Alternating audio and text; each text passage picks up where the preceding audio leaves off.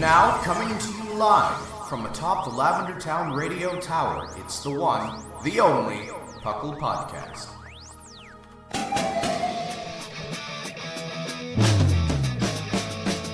It's PUCL! PUCL! It's PUCL! PUCL! Pokemon Underground Champions League, oh yeah! PUCL! PUCL.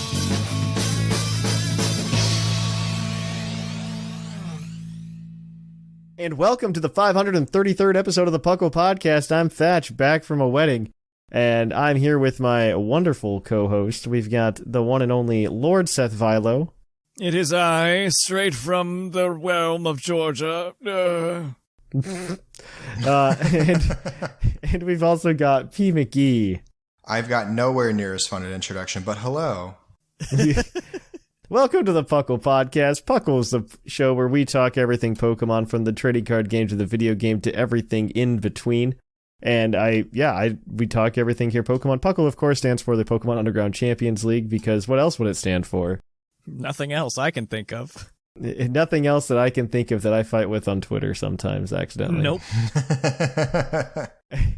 But we're here. I'm back from having a good time at a wedding and more things. I don't know. I was really busy last weekend. I accidentally triple booked myself, and it was real bad. You ever do that accidentally?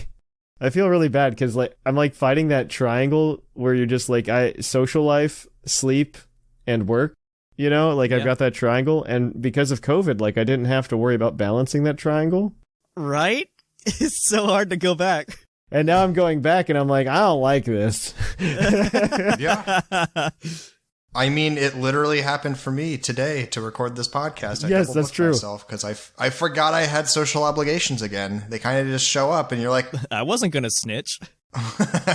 It's fine, I'll self-snitch. I'm just oh my gosh, yeah, I don't understand. I'm just man, I had my D&D game with all my friends who were vaxxed, and that was it. That's a good life. I'm happy with that. And it's just oh, by the way, we're gonna start doing normal people things again, and it's really frustrating. And on top of that, we're doing the podcast, but I have to be on a plane tomorrow. Oh my god. Yeah, I'm going to Florida for a conference. Oh. For work, and so I have to be on a plane, which is weird because those were all canceled for 2 years, and so this is the first one I'm going to in person in Florida of all places. But thankfully, it's vax, and they're hard recommending masks, if that makes sense, because you can't require masks in Florida. Yep, I know that about it. Yep, it's a good time. So, but yeah, it's just been busy, but. I mean, I have played Pokemon, if that makes people feel better. I have played Pokemon. I played some Legends, obviously. I'm still not done with the decks. I'm taking my time, though. Oh, I'm nowhere close. Well, the problem is, I'll get into trying to go catch a Pokemon, or try to finish the decks, and I'm just oh, well, but these Pokemon I have in my party, I need to, finish some of the research on it, because I want to perfect a couple of these. And so then I get caught up, yeah, I'm going to optimize which Pokemon I'm knocking out with which moves. And whether or not it's agile or strong style. I still think strong and agile style were kind of dumb, but Seth and I can argue about that later. Yeah, it didn't add a lot. I thought it was going to add much more going into the first playthrough, and it was just kind of gimmicky. To be fair, I don't know what they could do, and I feel like they just wanted to try something else, and this was a safe format in which to do that. Yep. Oh, absolutely. Right? It definitely... It would have hurt more if it was in a PvP game, but with it being in... the single player experience, I think it's genuinely fine. Oh, absolutely. Outside of the level 1 gameplay that it encourages, or not even level 1, level 0 gameplay that it encourages. Mm. So with your perfecting of the decks, is there bonuses for perfect entries for Pokemon? Yeah. So if you get perfect, so it all comes down to the shiny chance, essentially, right? Oh. The big thing is still to do the what are they called, the breakouts, and because those give you something stupid like 25 rolls. Okay. But if you've caught the Pokemon and you've got the completed decks, that gives you another 2 rolls, and you get another 2 rolls if you perfect it. Nice. So it does just increase the chance of a shiny all the time for that species. So that, I don't know, it's just one of those things. I just want to perfect it because 1, I can, and 2, I just wanted to perfect as many as I could. It's a completionist thing, because there's always something to do in the game then, right? Because you're just I can just do this. There's plenty of Pokemon to do that with. Though I still think there's going to be DLC on the way. We'll see, though. I'm hopeful. I can watch a Magikarp use Splash 100 times. Yeah. Yeah, I think it's only 50. I think you only need to do 50, maybe. I don't remember. Something huge. It is something huge. My answer is 50 for something huge, but 100 could also be correct. 100 could also be the answer. I don't know. What about you guys? What have you guys been up to? Well, I've been getting more and more practice in for upcoming TCG regionals, on top of course, Arceus. Blah. Oh, that's true. You were doing that last weekend or this weekend, one of those two. Yeah, I've gone to a couple live events. I've been more regularly attending my little local casual things. There were a couple pre-releases for Brilliant Stars that were in my area. And yeah, now that the first regional is exactly a month away today. That's Salt Lake. I heard they just canceled premiere events, or is that just in certain areas? Not exactly. They didn't cancel them. They were never reinitiated in the first place. Oh, that's true. Okay, yes. And they will not be reinitiated for 2022. So I did see that. There was something about that I had seen. It was probably through Mikey from Pokemon Crossroads, because he's really into that, because he's one of the big judges for it. And he definitely showed a thing where he's just like, oh man, it's not coming back. And I understand why. This week was a roller coaster for that.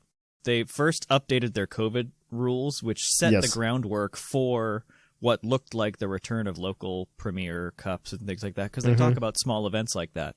And then they, like, when the excitement started building for that, they came out and said, hey, no, we're not restarting we're not restarting cups and challenges for 2022. Sorry.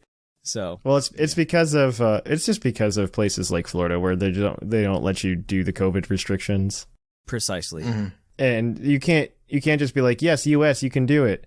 And then Florida's like, well, we don't have to follow your rules, haha. And they're trying to make it safe. Like, I give a lot of props to the Pokemon Company for the way they're handling this. Oh, yeah. Mm-hmm. Absolutely. I applaud them for sticking to what they set as their guidance and rules for keeping everybody safe, and they're not letting things change them. The competitive side has been actually really good about this for a very long time. That's actually the reason why I guess now it's the North American International Championship, but back when it was just nationals. Mm-hmm. Yeah. They moved it from Indianapolis to Columbus because of some, I don't want to say political, but because of reasons similar to COVID. Yeah. Because of some of the policies that Indiana had. So they're just like, oh, we'll just move it to Columbus then. So they've been historically very good about it. So I just, like, the Pokemon Company, at least the people who are in charge of the events, are just, like, very socially aware. Yeah. No, that's good. I don't know why they're disconnected, it feels like at times, but then, like, this is just like, yeah, we're spot on. Yeah. We know exactly what's going. Because, like, I felt like it was a little premature when they were announcing regionals anyway. Mm-hmm. But at this point, I don't entirely disagree with it at this point, because things do seem to be ramping down, and there doesn't seem to be anything to worry about quite yet. And I think they really just want to get a Worlds on Sword and Shield. They really do. They really, really do. Like, desperately. Mm-hmm. It's been 2 years. They desperately want one. They really do. I feel kind of bad about that, but at the same time, like, I don't know. You could tell me you want Worlds on Sword and Shield really bad, and then at the same time I'll be like, that's okay, guys. I'd rather not, like, do things that are going to kill people, you know? Right. And the first 2 times, like, they couldn't have because there was no vaccine to mitigate things and things like that. Like, it was straight up unsafe. Yeah, I think now there's choices you can make. Exactly. Yeah. They have some control over it as well now. Yeah. Where, especially at the regional level, like, regionals can still happen because they can go to places specifically that will allow them to have those mandates for their events. Correct. So that it really works out in their favor. I mean, I do miss, like, the little premiere challenges and stuff like that. Oh, yeah. I do miss those. I wish they would come back. At least, like, pre-releases. Pre-releases were always fun to just, like, pop into. They're kind of around. They're just not official. So yes, I can understand that. I mean, they made that choice a little while ago anyway when they went to, like, the build and battle packs for that. Yeah. Because they're not pre-release kits. They're build and battle kits. Yeah. Which is also very fun, to be fair. Yeah. Yeah, I mean, I understand the format and I really like it because they were trying to come up with their own draft format. They also completely changed it for Brilliant Stars. Did they? Explain. Instead of getting the 20-pack, like, things of Pokemon and a couple items that all kind of go together, the new build-in battle kits come with a pre-built 40-card deck. Oh, it's just a deck, but there are no packs? You get 4 packs as well, with which you can augment the 40-card deck. Oh, that makes sense. But it just gives you a deck, so you could, instead of kind of being like, oh, well, gosh. So that if you get screwed, you're not done. Exactly. Yeah. It just gives you the full thing. And yeah, you see a lot of That's the same good. thing, like, man. I'll accept that. But it was kind of cool. It made it so I didn't have to think nearly as much at the 2 pre-releases I went to, which was kind of nice. I think that's pretty decent, though. I think that's nice. I really like that change, actually. Yeah. It's not as fun as a Pokemon Cube draft, but I'll accept it. Yeah. But, I mean, that's what I've been up to, is just mainly TCG practice for the upcoming regionals, so. Yeah. Yep. That's well, all. I'm glad that's going well for you. Anything with you, Mcgee? Yeah. Nothing too much at the moment. I've been really kind of... You're a world traveler. Yeah, I've just been doing house hunting has been the real big thing. Oh, so man. we got to get going with that. And not looking forward to it. The most elusive Pokemon, House. I know.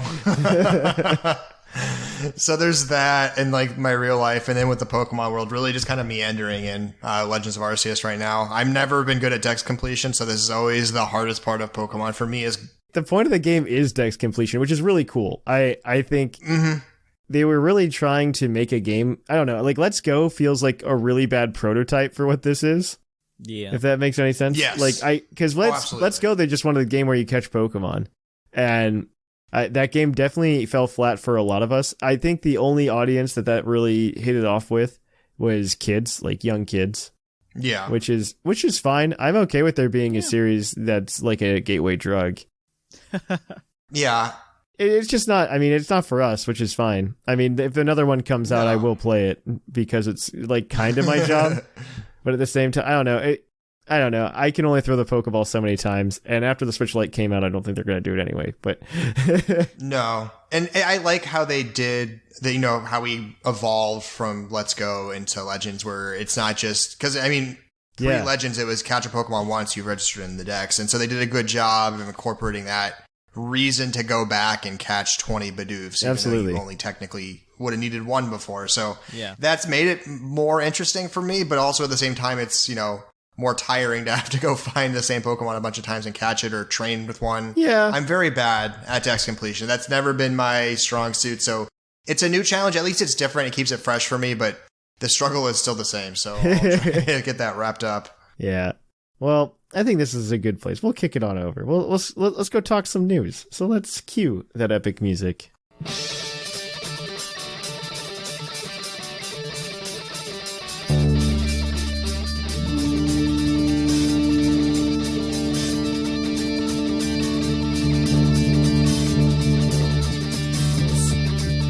Live from the Lavender Town Radio Tower. This just in. And welcome to the news. In the news, there's very little because a game just came out and we're waiting for the next announcement. Yeah. Pokemon has begun releasing some cooking shorts called Sweet Winter with Pokemon. 2 episodes are now available to watch, I assume on YouTube. I think they're still in Japanese, but like it's very cute. Just the whole little sequences. I watched just a little bit of one of them. What are they cooking? I didn't even know about this. I don't know. I've just seen the art. I don't think it's like regular recipe stuff. It's more like it's in the vein of like that Hisui and Voltorb kind of animation. Oh, that's sad. I want like some real. Yeah. I want somebody with like an animated Pikachu sitting next to them, teaching me how to make ramen. Hello, this is Martha Stewart. Yeah, no, this isn't like a Rachel Ray with Pokemon kind of thing. Yeah, that's what I want. I want that. Martha Stewart and Arceus here to teach you how to make macaroni and cheese. Well, maybe not Arceus, but you put like the generic cute ones in. Yeah. I don't know. They've been doing a really good job with the ads, I think, for Legends Arceus, by the way. I know, Seth, you've seen them and you like those. Yeah. Where they've got like the puppets. Everything's a puppet. And it's just like they like have these really ridiculous ads. And you know what? The Basket Legion. They're like trying to make it sound like, oh, this is Pokemon like you've never seen it before. And those commercials feel so 1990s to me. They do. By the way, like those are the commercials you would watch in between like Pokemon episodes on Kids WB when you got home in the afternoon. You'd see stuff like that. Like they're just hitting such a good note with that. And I don't know who came up with that marketing, because because like it picks up the audience that they want to hit too, is the people who played it back then that need to come and get like adult Pokemon, quote unquote.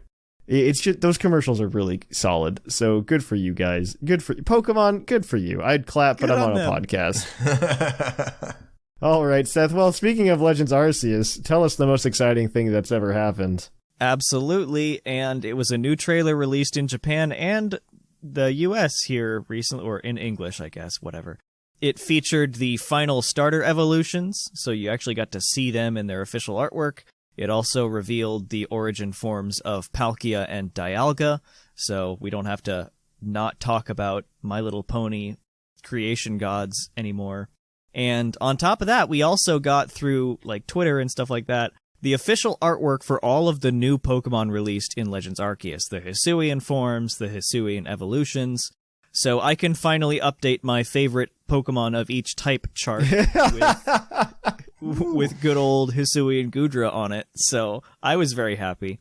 Yeah. It was just like, here's all the things that we hid from you 3 weeks later. Yep. And which is fine. That's a good amount of time. I think there's a perfect amount of time to keep it spoilery free. And they are doing a very good job of trying to... I think the starters probably should have been part of the pre-roll, in my opinion. I agree. No. Because I had... My brother and a friend of mine got the game. And I didn't tell them anything at all. Yeah. And one guy had that moment of, oh, cool, my Typhlosion's evolving it. What the heck? And that moment, him telling me about having that moment later on was worth not saying anything. So I think that reaction alone, and I've seen a couple on like TikTok, I've seen them on Twitter. Oh yeah, my decision. What the heck is that? It's been great. So I like that they didn't personally. I don't know. I would have liked starter evolutions just because I think that would have been a good selling point. I think it would have, I don't know. The game's obviously doing well enough on its own. So what do I know? Yeah. I don't know. I would like to see. I would have liked it, but that's just me. You keep your Hisuian Gudra hidden in your Overquill. Yeah. Keep your Ursaluna. A lot of these things I don't like anyway. Like, I think Ursaluna's dumb. Oh, what? I love it. I think the official art makes it a lot better. Yeah. But I think its 3D model looks really, really clumsy. Oh, I don't loved know. the 3D model. The 3D model I don't like as much. But that's just me. Yeah. That's just me. That's just a Thatch opinion. I can be wrong. All right. Oh, this is the big news that happened this week, and we can talk about. Go for it, Mcgee. Yeah. So, in the big news in the Pokemon world, the 3DS and Wii U eShop will be killed at the end of March 2023. Not this March, but the next March next year. So after that, Pokemon Bank will be free. And you won't be able to add funds after August 29th. And I know there's more details to this. I'm not as well versed in it as Thatch is. So Thatch, take it away. Oh, yeah. So I think it's very clear. We need to make a couple things very clear. One, eShop purchases are going down, not the eShop itself, if that makes sense. Okay. So, because they're definitely going to sunset the eShop. I don't think they're going to sunset the 3DS and Wii U per se, but I think they're going to sunset the purchasing and essentially just re-downloading your games. I think re-downloading your games is going to be up there for probably another year or two at minimum. Mm-hmm. But that's the big thing. Like, if let's say you purchase like Pokemon Moon on your 3DS on the eShop, I think there's a good chance that if you delete it off your 3DS and in 2024 you can re-download it from the eShop. Maybe. That's what I'm saying. I think that can still happen. You just won't be able to go in 2024 and be like, I want Pokemon Moon, and download it from the eShop. Right, because that's a purchase in the latter situation. That's a purchase. The other is a re-download. You can't even use credit cards right now anyway. They shut that off like in January, I think. So oh wow. You can't deposit funds with credit cards right now on the eShop. What did I just buy this morning? Not with that. Nintendo did something this morning. Oh, that's probably just the Switch Online. Okay, never mind. Yeah. Ignore me. Yep. Yeah, so Pokemon Bank, they did announce, like Mcgee said, that it's going to be free. I predicted that as soon as everybody started freaking out about what's going to happen to Pokemon Bank. I'm like, they're probably going to make it free. And then only the Japanese account made the announcement, which is very frustrating. It did for a while. I checked. It was like an hour at least, and then I stopped caring. Oh, yeah. I thought something else came out pretty quickly on the English side, too, but I don't know. That's possible. I just stopped caring after, because like I'm just like, why is there an hour delay? Yeah. There shouldn't be an hour delay between the two. But so the most important thing, though, is if you have not already on everyone's 3DS here on the Pokemon podcast audience, if you haven't already, download Pokemon Bank before March of 2023, or else you will never be able to get it ever again. Yes, you need to download it. Once you download it, it will be free because they aren't shutting down online. Like, I want to make this clear. A lot of people who I've seen on the internet have been like, it's going to be shut down. The online's not going to work. And it's like, no, online will work. They do imply that someday they will, because in the announcements it said something at an unspecified date that'll also shut down. But that's unspecified. Yes, at some point it will shut down, but I wouldn't be surprised if there was a workaround per se, maybe not exactly in that sense. There may be there won't be an official workaround, but there will definitely be an unofficial workaround. Yeah, something along. They will make some kind of server for Pokemon Bank to connect to. The fan community will, and you will be able to still do it if you play the rules that they have. Yeah. So I wouldn't stress out about it too much, but as long as you have the software on your 3DS, you'll be fine. And if you're okay with homebrew, you should be able to get it later on anyway. Mm-hmm. But yeah, there's ample time for all of this. I think that's the big thing. I think what Seth said, just go download it now while you can, if you haven't already. Yep. That way you can transfer things up. It is kind of a bummer. It's kind of sad that it probably will die. Like, this could be for a while. And I've seen a lot of people get mad at Nintendo for being like anti-consumerist, which, one, I do agree they're really bad at giving us their old games, but I understand why they would shut this down. Like, the 3DS came out in 2011 and the Wii U came out in 2012. Exactly. Which we all have to remember, and you need to move on. Yes, and the problem is, if anybody is into computers and you're building a computer, right, and you're trying to build a quote-unquote new machine, or you're trying to fix a new machine, and let's say your machine runs on like DDR2 RAM, which is an older style of RAM. Mm-hmm. It's more expensive to buy the DDR2 RAM now than it was when it was new, because nobody's manufacturing it. Yep. And so the problem is that it's not that the server is complicated or that it's unfixable. It's just that it becomes more expensive to fix over time. Mm-hmm. And that's just one of those. That's kind of the issue. Like, I'm not saying that it's because they're running on DDR2 RAM. I want to make that clear, but it's an example. Yeah. It's an example. Like, tech does get more expensive because it ages, and the server system might be built on a certain architecture that is harder to repair now. So it's sad because like the 3DS and the Wii U, especially the Wii U, I don't think the Wii U has a lot of good first party titles, but it's a really good virtual console machine. And I'm one of the 5 people that bought one. Yeah. So I appreciate it for that, and that's about it. It's also, fun fact, a really good console to homebrew, but we can talk about that not on the Pokemon podcast. It's just sad, but yeah, Pokemon Bank, if you want to be able to transfer, go download it now, like right now. Because I'm not too mad about this, because who's buying a 3DS in like 2023 and is going to get like shocked by this? Exactly. Yeah, no, because they stopped selling 3DSs. I think 2019 is when they stopped production finally. Which was way too late. Which is far longer than it should have. Well, it's just because the 3DS was pumping so much money out. Yeah. I know. For so long. Especially in the Wii U era. It was just pumping out so much money, and it kept doing it even into the Switch's lifetime. Mm-hmm. Because it's just cheaper to buy a 3DS than it is to buy a Switch, right? Not by much. Well, $100. I was just saying, I don't think it was that much of a difference, all things considered. A Switch is $300, and at the time, the highest value they had was a 150 2DS XL. Is it 300? I swear I got mine for $250 when I bought my Switch. I thought the actual 3DSs were like $190. The Switch is $300, unless you buy the Switch Lite. Must have gotten a deal. Yeah, Switch is $300. Yeah. Yeah. Switch OLED's $350. That's the life. But yeah. All right. Well, let's move on. Let's not talk about Nintendo being dumb. Oh, it's my turn. Pokemon Unite. There should be a new character popping up at some point in the next week, probably in line with Pokemon Day. We'll probably tell you who it is next week's episode. God, who wrote this? I think this is Sigma. Thanks, Sigma. Moving on to TCG. We'll let our friend Seth Vilo tell you. Heck yeah, in the most exciting news in the TCG world, the TCG Live Beta is coming to Canada on Tuesday. So if you're Canadian, tell us how it is, unless you have a non-disclosure agreement, please. Is it better? It's gonna be better. It's gonna be a lot better. In which way? Heard. Okay, explain. So I can't really explain too much because we only kind of know from pictures, but it seems like there's a better environment for tournaments.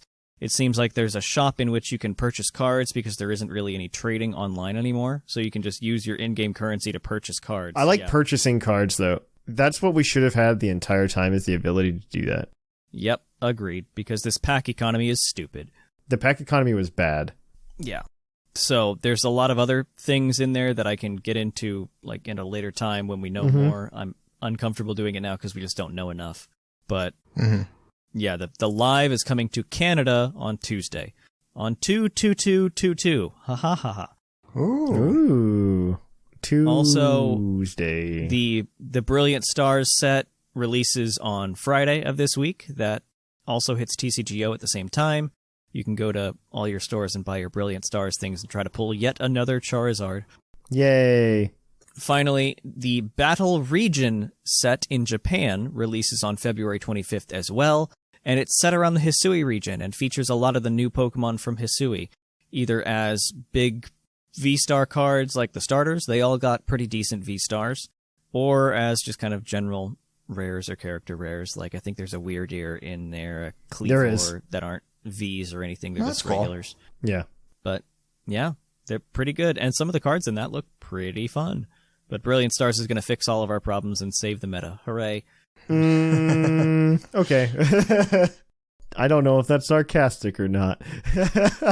No, it's kind of true. It's kind of true. It fixes a lot of things. Honestly, the V-Star is such a better mechanic than like V-Maxes and tag teams and everything, so in a sense, it really does. And then it'll be gone next year. Yeah, exactly. Once Gen 9 drops. Yeah, I hope it doesn't drop, but it probably will. I hope they keep the idea where it's a big 2-prizer instead of some ugly 3-prizer. That's changed the entire world. Yes. All right. Well, Pokemon Go, I'll just let you talk at it, Mcgee. I don't really know anymore. No, that's fine. I mean, it's nothing overly exciting happening in the Pokemon Go world, but you can now evolve your Hisuian Voltorbs that you've been collecting because we have the Pokeball Prep Rally event that's rolled out, which which releases Hisuian Electrode into the game as well as some other stuff, and that event's running all the way through February 25th. So if you've been hoarding those Voltorbs, you can at least get a nice looking Electrode at this point. And then the Johto Tour is coming out next weekend. Even if you aren't doing the event, try to find yourself a Corsola, as it isn't native to the US, so it's worth powering it on for a couple of minutes, if only to catch a Corsola. It isn't? Yeah. And then the Masterworks reward will be Apex Shadow Ho-Oh and Apex Shadow Lugia. I love it. These are too many adjectives in front of Pokemon names for my taste. It's because they already gave out like Shiny Celebi in Go, so they're just like, oh no, what do we do? Our Pokemon Go episode this week is sponsored by Apex Shadow Lugia.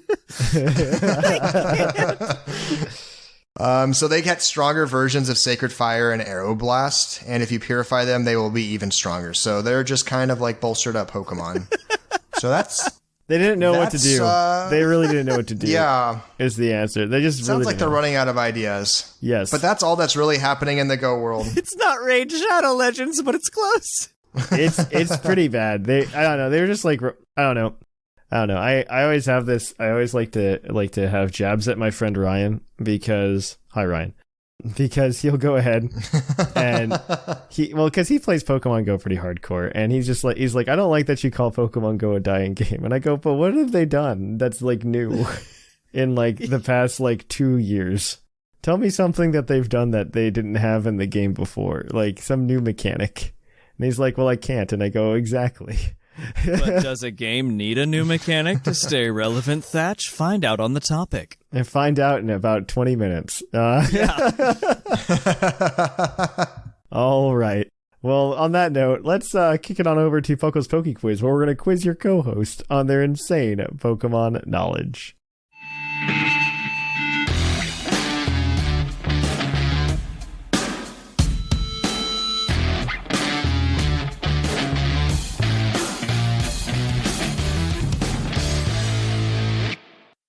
Oh, hi, and welcome to the Poke Quiz, the part of the show where we quiz our co-hosts on their insane Pokemon knowledge. I'm Mark, here to explain the rules.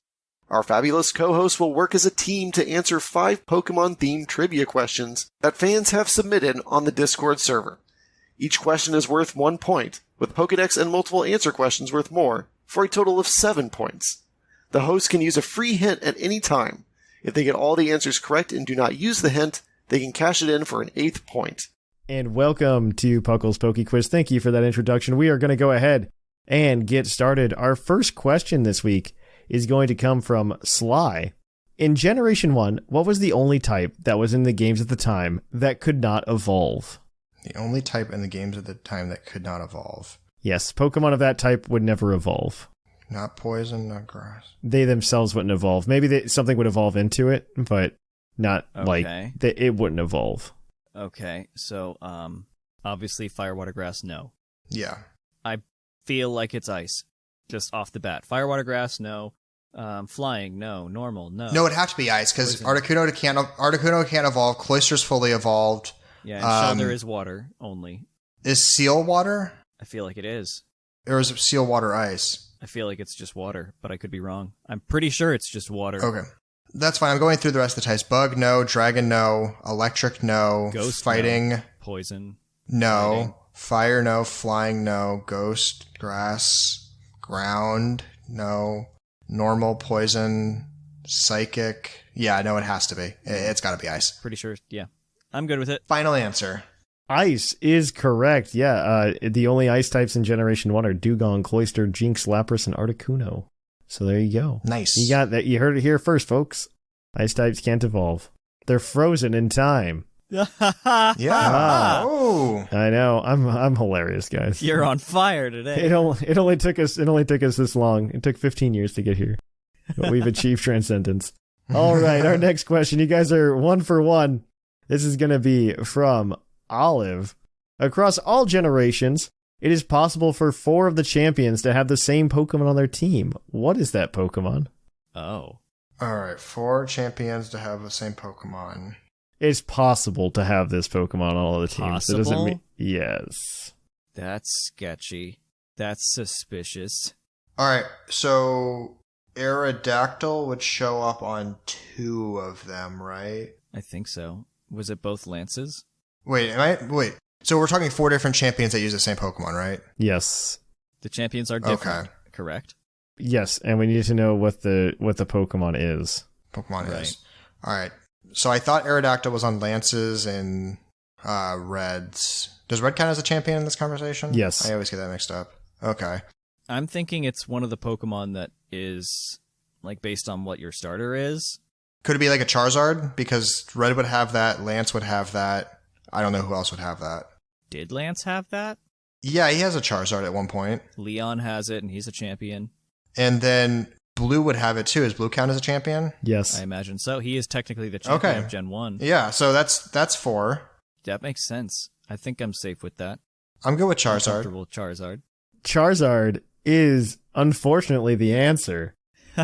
Thank God. That roller coaster, what the heck? It's unfortunately the answer because it's Charizard. Come on, Charizard. Yeah, Lance gets it because Lance is essentially a flying type like Elite Four member. Yeah, yes. Champion. So he has a Charizard because it's like almost a dragon, kind of, but it's close enough. Yeah, it's pretty close. That's 2 for 2. Your next question's your Pokedex entry question. It's gonna come. This one's gonna come from. I assume this is Liger because it's from G McP. Ooh, I didn't submit anything. P. McGee's alter ego, G. McP. Its Omega Ruby entry reads, it lives in the southern seas at extreme depths. Its body is built to withstand the enormous pressure of water at incredible depths. Because of this Pokemon's body is unharmed by ordinary attacks. Who's that Pokemon? You said It's Omega like Ruby? Clamperl? Omega Ruby, yes. Sounds to me like Relicanth. Oh, Relicanth makes more sense. A lot of those also talk about how old it is. Southern seas, that is, I think, where you find Relicanth. The only thoughts I have are Relicanth and Clamperl, but I trust your Relicanth more than my Clamperl. I'm quickly running through Pokemon you'd find while diving. None of them also talk about how it's impervious to attack, like not Lantern, for instance. Yeah, no, that didn't register as an option to me. Clamperl sounds decent, but that would be because of its shell, not because of its ability to withstand pressure. I'm good with Relicanth. Yeah. I mean, if we're wrong, he just got to read us the next Pokedex Exactly, entry. and then we'll find out it really is Clamperl this whole time. So Yeah. We'll start with Relicanth. Yeah. Relicanth is incorrect. Oh, no. Oof. Your next entry comes from Ultramoon, and it reads, it sucks bodily fluids out of its prey. The leftover meat sinks into the floor, where it becomes food for other Pokemon. Who's that Pokemon? What? That's particularly vicious. Gorobus is the thing that does that. That's Ultramoon. That's Ultramoon. Gorobus is, a lot of its entries talk about how it sucks prey dry with its proboscis, but... I like Gorbis. I don't know a lot about Gorbis. I've got literally no other ideas. I'll think for a few more seconds on some vicious sea dwellers. Southern seas... Anything else that's an ocean-dwelling thing that tends to suck prey dry? I don't know. I think Gorbis. I like Gorbis. Whatever. I legitimately have never said his name out loud until now. I've just read it until this point. So. As a kid, I read it as Goribus, but now that I'm reading, like, I remember its Pokedex entry being all just awful, and I think it's Gorbis, like Gore and Abyss. But anyway, yeah, I'm comfortable with that. I think. I'm good with it. Gorbis is correct. So that's 1 point. So you guys are 3 for 3. With the save. Your next question is going to be worth up to 3 points here. And this one's going to have 5 answers. I'm only going to require, I think in this case, 3 of them. Okay. 1 point for each answer you give me. Actually, no, I'm going to need all 5. Oh, that's fine. We'll solve it. 2 for 1 point, and then the 5th one, you get all 3. Yep. Oh, no. This one's going to be from Spike. 5 Mons can die to entry hazards switching in at full HP. What are they, and how does it happen? Oh, I know this. Yep. Okay. All right, we got, what's its name? Snom can die. Snom. And Frostmoth, by extension. And Frostmoth. Alolan Ninetales can die. Yep. Shedinja can die. Yep. And then... Shedinja's not on my list, but that is true.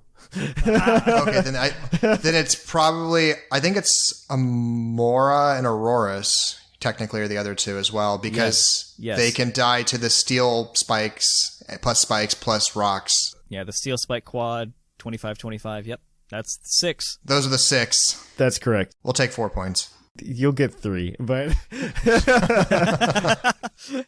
Good for you guys. Those are all correct. That is 6 points for you guys today. You haven't used the hint yet, so you could go for the full 8. Oh, could we? Ooh. Even though we got the first Pokedex wrong? Yeah. You got the question correct. Oh, okay. All right, you just lost a point there, and I usually let you rebound it on the multi-answer question, where it would have been worth 2 points if you would have gotten it. Nice. This is what Thatch does every week. Yeah. All right, so base stat question, as always. This one is going to come to you from Farmer Fox. Which baby Pokemon has the highest base stat total of all baby Pokemon? Oh. Yikes. I feel like Tyrogue would be pretty decent, but I could be wrong on that. I don't know about that one. Does Happiny, would that be bolstered by a HP stat? That was one of my thoughts. My other thought was Munchlax, because that's technically a baby. Ooh, Munchlax is better, because I think Munchlax has better overall stat distribution, because Igglybuff, I think, has like 3 stats below 15. Yeah. Munchlax It's has a base gross. speed of 5, though, which throws it off. That throws down the average. To an extent, yeah. Better than Happiny. What else is it? I think there's something that's surprisingly a baby. Toxel, Toxel is a baby, but I don't know that it's good.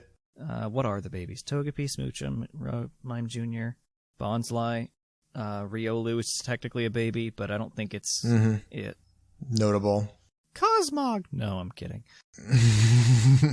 There might be one I'm not thinking of, but I like your Munch... Oh, there's Badoo, but I don't think Badoo is going to be the answer. No, it's not Badoo. No, for sure.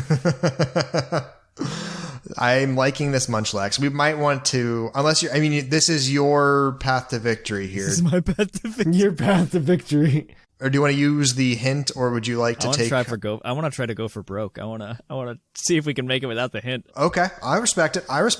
Who are we going with? What's the answer then? I'm making sure. I'm trying to run through more babies in my head. What was the one that you said? Other than Happiny, what was the other one? Oh, not Igglybuff. I keep stuttering on that one. There's Toxel and Tyrogue. Sorry, Tyrogue was the first thing I said. Thinking. Okay. But I don't know that that's true. It caught my eye as a fighting Pokemon, but I don't think it would stand above the other babies that were introduced in Gen 2. I'm going to need an answer here. I think Mantike is technically a baby. Okay, but I still like Munchlax more. Yeah, I still do too. I think we're safe with that one. Safest, anyway. Mm-hmm. Are you locking in Munchlax then? Yeah, we're going to do it.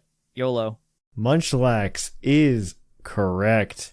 Yeah! Munchlax has a base stat total of 390. It is followed up by Mcgee at 365, followed by Elekid at 360, and then Mime Jr. at 310. This way, when you're held at gunpoint and they ask you what the base stat total of all baby Pokemon are. Below 400. This is useful information. You could be like, well, Mime Jr.'s 310. Oh, so that changes up the trivia score and the leaderboard. Let me click the button to sort on my Excel sheet. Seth Vilo is in first place with 27 points. In second place, we have Claude9 with 22 points. Tied for third, we've got Linian and our Sigma with 14. In fifth place, we've got Mark with 13. In sixth place, we've got P. Mcgee with 8. Yes. We've got Jushiro and Basket and Whimsicott tied in seventh place with 7 points. I don't know why I keep going because it doesn't matter. But in 10th place, we've got Sublime with 6. And in 11th place, we've got Shamu with 5.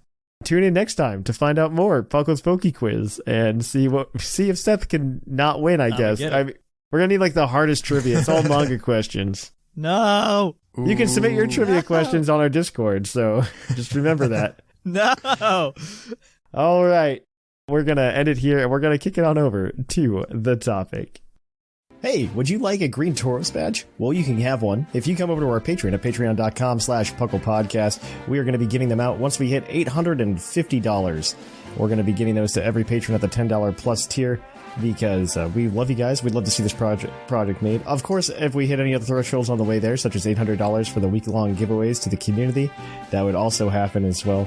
So if you'd be interested in getting a green Tauros badge, feel free. Come on over. If you can't support the show, don't worry about it. You just listening is enough for us. So until then, though, guys, I'm Thatch, and I'll catch you guys on the flip-flop.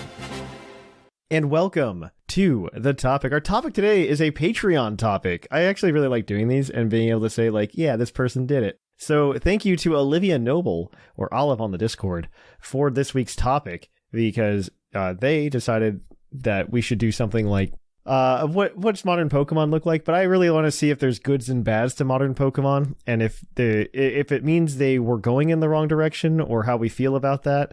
And by modern, I agree with the interpretation they had on Discord, which is Gen 6 onwards. I think that's a good interpretation of what modern Pokemon is, because I personally, and you guys can choose to disagree with me, I think that there was definitely a turning point when we got to Gen 6 in how Pokemon was being approached. Because there's definitely like a style difference.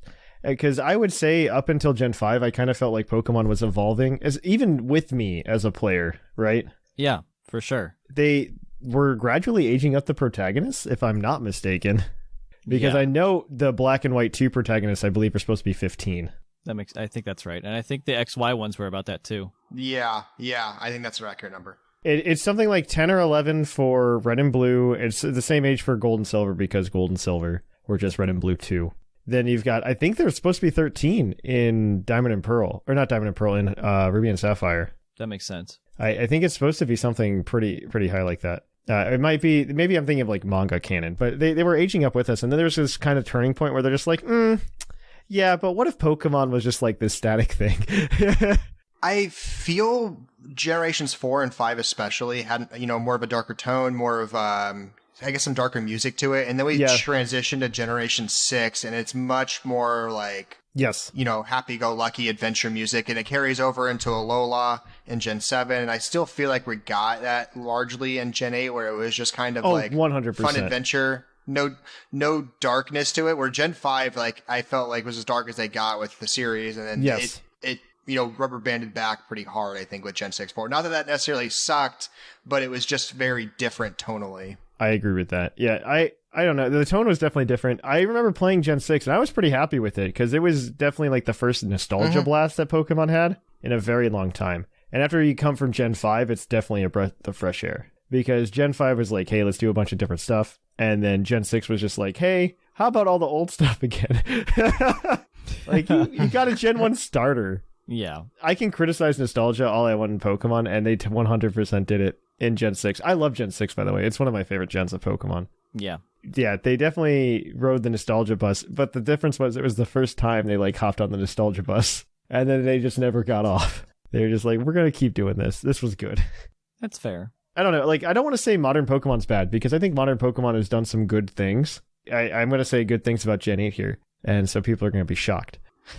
I really like the move calling and how they've been introducing Pokemon into Sword and Shield, or how they were introducing Pokemon into Sword and Shield. I really like that. My only wish is that it would have kept happening. Like, they could have kept trickling it in. I know they have, like, I think it's more out of, like, a matter of principle at this point to not finish the decks in Sword and Shield, but it would have been really cool to see, like, Weirdeer make its way into Sword and Shield. Yeah. And who's saying that doesn't happen yet? Which it still could. But, yeah, it could still happen, because we haven't gotten, like, the home announcement or anything yet. Right. Maybe there's a chance that Weirdeer, like, gets a surprise update into Pokemon Sword and Shield, because Weirdeer would actually be, like, okay, maybe? We talked about that on Battlecast, if you want a good summary. Yeah, you did. My opinion of modern Pokemon is that my main criticism of modern Pokemon is that it's felt too reactionary as of late. And maybe that's more of a Pokemon Go style thing. And I'm talking about the main series games, because I think the TCG's done some cool stuff at the same time in modern Pokemon. Yeah. Like, outside of Tag Team and maybe V-Star, or not V-Star, VMAX, I think they did some cool stuff. I even like those mechanics, honestly. And I'm gonna expand on your point and say that I feel like it's been a little bit reactionary for a long time. Yeah? Okay, go for it. I'm curious. Yeah, even starting in Gen 4. Really? It's like, yeah, I would kind of say it. People want evolutions to old Pokemon. Gen 4 exists. Gen 5 is we want to do a refresh because people are getting bored with the old Pokemon and them getting new forms. So like, oh, okay, we're not going to have any evolutions, so Gen 5. I don't agree with that. I don't have the finger on the pulse of the community like I do now. Yeah, that's fair. Nor do I think there was a pulse to the community back then, really. Yeah, the online community hadn't really formed. We were all islands. Yeah, it hadn't really formed and coalesced. Which is another thing, like, that's probably a reason it was difficult for them, because as all islands, they couldn't really get a pulse at all. I would disagree, though, to some extent about the adding evolutions, because they kind of set that up as, like, a standard in Gen 2, when they're just like, hey, we're adding that. I'm not saying necessarily, like, I'm starting with Gen 4. I'm starting with Gen 4, saying, okay, here's what they did. Added evolutions because people want that stuff. Then Gen 5... I think Gen 5 was what they were trying to do Dexit then. Yeah. Right. Yeah. Because I think they wanted Pokemon to be more of like closer to like Yokai Watch, if that makes sense. I think it was the reaction to Gen 5 that made them kind of in that sense now. Oh, yeah, absolutely. 1000%. I think the reason we have modern Pokemon today in the way that it is definitely shaped by the reaction to Gen 5. Yeah. Yeah. That's why I think the turning point's there. Because I think Gen 5 had a really bad reaction that they definitely heard. And they definitely got reactionary and were just like, hey, Gen 6 is all the stuff you've all loved forever. I do agree, like, new evolutions and new forms for old Pokemon, which regionals is the best way they've instituted that, by the way. Agreed, 100%. I think Mega Evolution's a close second. Yeah. Because regionals are definitely a good way to highlight it while making it new. And Megas are a way just to kind of make the same old Pokemon relevant again. Yeah. Two different flavors for making a Pokemon relevant again, and...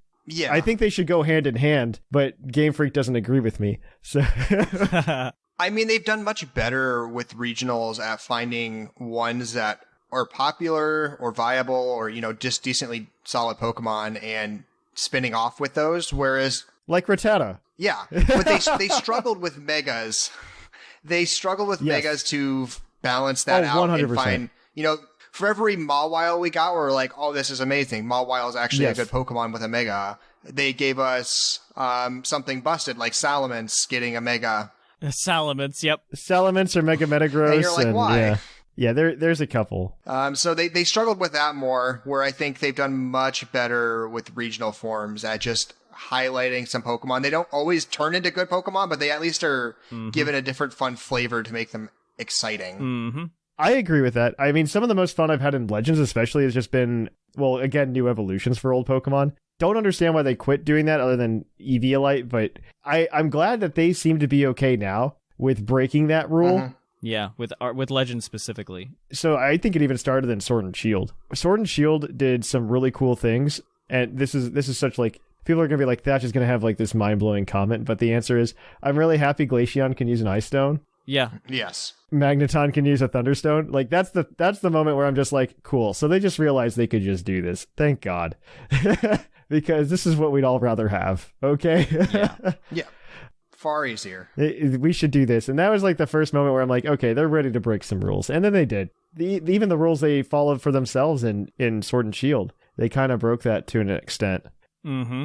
They went ahead and they were just like, yeah, well, if it's a new evolution, it needs to evolve from a regional form. And then we got Weirdeer, who evolves from regular Stantler. Yep. We also got Ursaluna, who evolves from a regular Ursaring. Yep. Both of which are inconsequential to the Eviolite clause anyway. Ursaring with Eviolite sounds terrifying. I don't know. I'd much rather have it with Flame Orb so you can use Quick Feet or Toxic Orb. You could still just status yourself, but that's a conversation for Battlecast or another day. So I hope in the next generation or whatever. I don't know. What's really interesting, by the way, is somebody pointed this out to me. I forget who it was, but Pokemon's got like official regions for viewing the Pokemon on their website, right? Because they don't follow the generation gimmick that the community does. If quote unquote Gen 9 was coming out and that was like leaked or something, and somebody said Gen 9's coming out, they actually view Hisui as the 9th region in Pokemon lore. So I think that's something interesting, just a tidbit in there. They're blurring the lines between what a generation is. That started with Melmetal and Zygarde forms, and now we're here. I'm okay with it being somewhat fluid like this, too. I think it makes it more exciting, because then we're having a more of a constant flux where it's not... Absolutely. Yeah. The way, especially with how leaking in the internet was nowadays, you know, when we're talking Black and White era, when Black and White came out in Japan, you know, everything was available to know online within, I'm sure, a matter of days. Yes. And everyone knew all of the Pokemon that were ever going to be around for the next 3 years. That's another big perk, by the way, of modern Pokemon, is that we got simultaneous release dates. Gosh, yes. Instead of being like, Japan gets the game like Japan gets the game 4 months early or whatever, and we we sit and wait. Yeah. Have to relearn all the names. Yes. Oh my gosh. Yeah, Smugleaf. I still accidentally call Excadrill Doryuzu every now and again, or Ferrothorn Natare. I don't do that. Smugleaf, though, for Snivy. I do that one. Smugleaf. Yep. Smugleaf. I don't know. Modern Pokemon, like, I want to go back to the gimmick, because I think the gimmick is the thing that I think I have the biggest gripes with now. Because I think after Mega Evolution, it's just gotten worse. It's just like the trend's downward in how satisfying and how fun the gimmick is. Well, I don't want to say that, actually, because I think Dynamax is in some cases more fun than Z-moves, but I think Z-moves are more satisfying than Dynamax. I find Dynamax really interesting because I don't think it's a particularly exciting mechanic overall, but it's the best they've ever done at balancing a mechanic with competitive play on their formats. Agreed. That's why I like Dynamax. I really like Dynamax in like Battle Spot singles or in VGC, because it does like introduce this other level of gameplay in competitive. I just think that lore-wise, it's stupid. Agreed. It doesn't make me feel like Pokemon are special. In addition to that, it was such a clumsy launch with Gigantamax Pokemon, because Gigantamax Pokemon aren't even really that special. Most of them are actually awful. The ones that are, you couldn't take the Pokemon that you had been raising throughout the game and make them Gigantamax until the DLC. Yeah, agreed. Which is, what? Who thought of that? That's such a stupid thing to do. That blows my mind still. I just don't understand. Why they're just like, yeah, we should not let you make your Pokemon special. Yeah. That's actually something that Tamashi Hiroka, which I think is, I don't always agree with her takes, and I don't know that I necessarily agree with this take that she had, but I think it's an interesting point that she had very recently. Who is this? I'm sure. Tamashi Hiroka, she was a, that's true. I guess this is showing my age as like a Pokemon content consumer. Like back in the age of Jay Witz, do we know Jay Witz, right? Jay Witz? Yes, maybe? Okay. Yeah, totally. So the original PokeTuber, Jay Witz, the one that mattered, he transitioned to just doing Nintendo content later in life. Tamashi was like one of the first PokeTubers as well. She does very few videos now, but she does like longer form essays on stuff. And her stuff's like kind of all seen from the perspective of just like 90s kid. nostalgia, right? And so, and she's very upfront about that. I really like her opinions because they're well thought out. She went ahead and she had this reaction on Twitter that this is a Pokemon game that I've enjoyed. Modern Pokemon, and including Legends, has this problem where it wants me to just be able to swap Pokemon at any time, which makes it really hard to really bond with one team. Yeah. Because you're constantly switching Pokemon out. One, either so you don't get over-leveled, or two, because you find something cool and you can do that. Yeah. I wouldn't call that like a major gripe I have, but I would call it like a minor-ish gripe. And they do the same thing. Like, I think Gigantamax was a good example of that being bad in that sense, because you couldn't use the same Pokemon you've been using throughout the game. You had to go catch a different Gigantamax Pokemon to make that work. However, I will say this, like from a mechanical standpoint, something that I really adore about new Pokemon, if we're going to use that, like, quote-unquote new Pokemon, Gen 6 I like and on. Modern makes me feel better. Modern, yeah, that's better. Yeah, modern Pokemon is the ability, especially now with the DLC Sword and Shield, blah, blah, blah, blah, to take Pokemon you have or have caught and fix them. I know exactly where you're going, and I agree with that. I think that is a wonderful addition that they've made. Like, that's why it makes Gigantamax that much more confusing, because they did so much work to make you get your Pokemon to do things, and then Gigantamax originally at launch was just like, yeah, no, but you could perfect it, but you can't Gigantamax. Yeah. You can't Gigantamax, so deal with it. And it's just like, oh, this is dumb. If you were to get into the video game competitive, whether that's Smogon formats or official VGC formats, it makes it so much more accessible for any old player to be able to do that without having to do crazy amounts of breeding, rework, etc. You could, in theory, take any Pokemon you catch and fix it to make it competitively viable. And I love that. I think that's a fantastic thing that they've done. No, modern Pokemon in that sense, very good. Yeah. I'm still waiting for like the retro move calling that you and I both want. Yes, in competitive, please. Where it's just like, hey, maybe we shouldn't have like Gen 3 exclusive moves be available in Smogon. Yeah. As soon as it goes from home to whatever region Gen 9 is in, it wipes the move pool. Please give it to me. I will sacrifice soft-boiled Clefable if it means not everything and its brother has toxic and knockoff. Please. I think it would be really good if they just did that, because it solves like the unknown problem as well, where they're just like, we don't want hidden power in our competitive game. Yeah. The thing that really bums me out is like we totally have Pokemon all built in the Sword and Shield engine now. Like almost all of the Pokemon are in the Sword and Shield engine.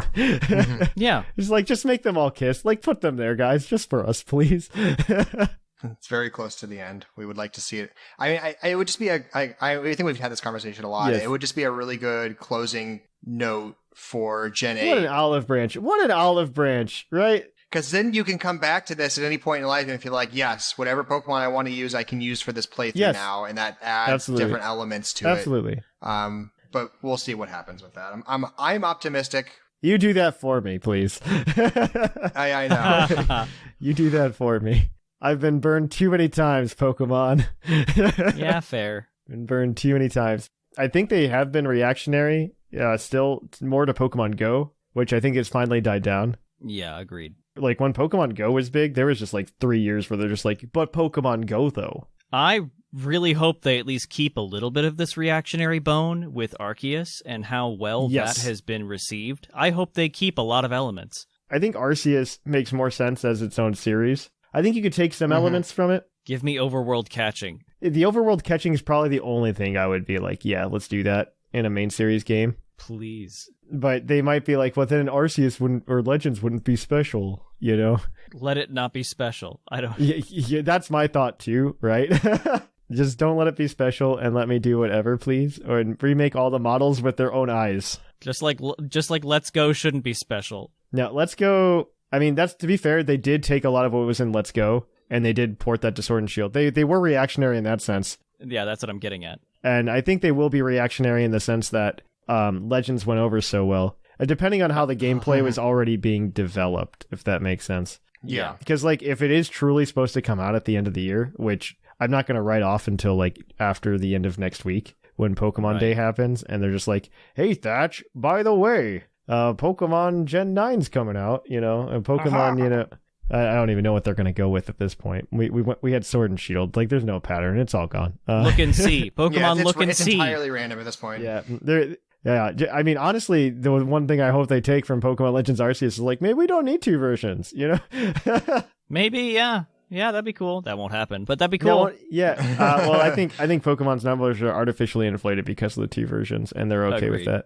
Pokemon's a collectible franchise, so people buy both games. Yes. And so they've known this, I think, for many years now, and continue to push it out as two games. Yes. And it pushes a little false us versus them thing, like, oh, you picked Pearl? Blech. I don't know if that's ever a thing. I think it's more like, oh, you picked Pearl. Nobody picked Pearl. Please send me this. Yeah. Please send me version exclusive number 2. The Pokemon community is just adamant and Iridot. Yes, that is true. Please send me exclusive. I really need. I don't know. I think they found a good way around that though. With like, if you look at like Cherubi and Legends, like it's a rare, very rare spawn that some people can figure out how to get and others can't. And you can do the trades that way, and you have trades for that reason. And Cherum, because you can't catch it because of a glitch. Something, yeah. Not anymore. They fixed it, thank goodness. They did patch that. But that was hilarious to see on TikTok. Yes, it's... Why won't it catch it? I've thrown 80 Ultra Balls at it.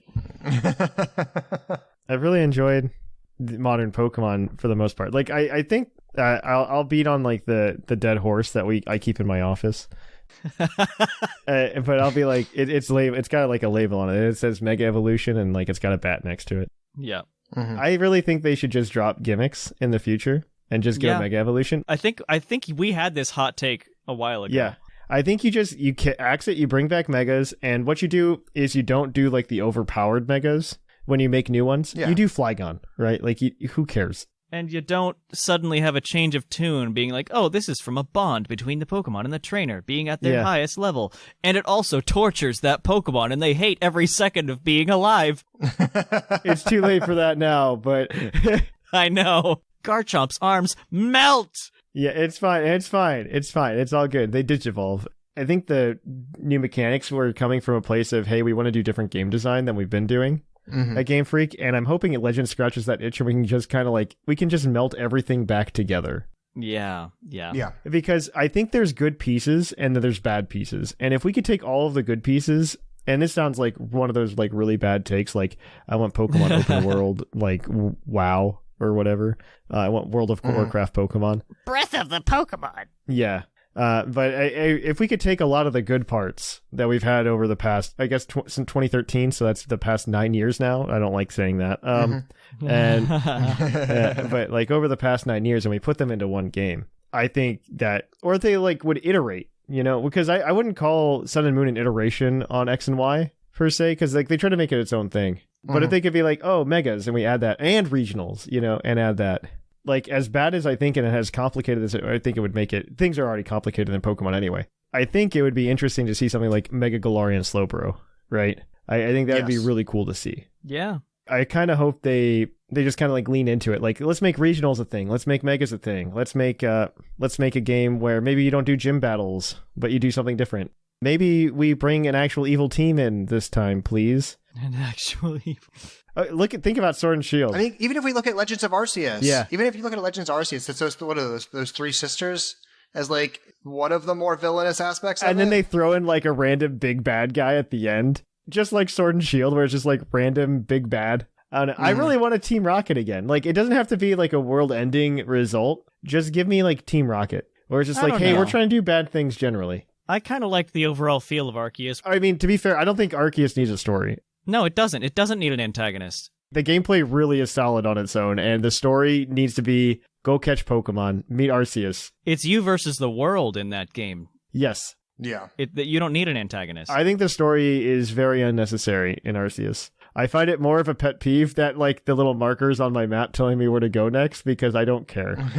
Oh, I liked the mini quests, and it was kind of like side things, and it really built the world. No, I like the mini quests. I like the mini quests. I just don't like. I didn't like the main story quest that was like telling you, hey, go here next. You know what I mean? Oh, yeah, I got you there. That's what I meant. It drove you through where you needed to go, and that was fine. I mean, I understand it needed to happen for the structures for like the nobles. Yeah, but again, that's you versus nature. It was very much a vestige of like when they added that into to Sun and Moon. Yeah, which I loved and the community loved. Yeah, the Sun and Moon. I mean, it's really good. So if you come back to the game after like a couple weeks off, you're like, oh, I know where I am. Yeah. Yep. I mean, Sun and Moon was very handholdy, and I think the beginning of Sword and Shield was even that way. Yeah. I just want to play a Pokemon game where I don't have to yell at it, that I want to just play the game. Hop commenting that I know what super effective means. I think that's my gripe with modern Pokemon, is that they've gotten more handholdy post like Gen 5, where they really walk you through some elements. Yes. Yeah.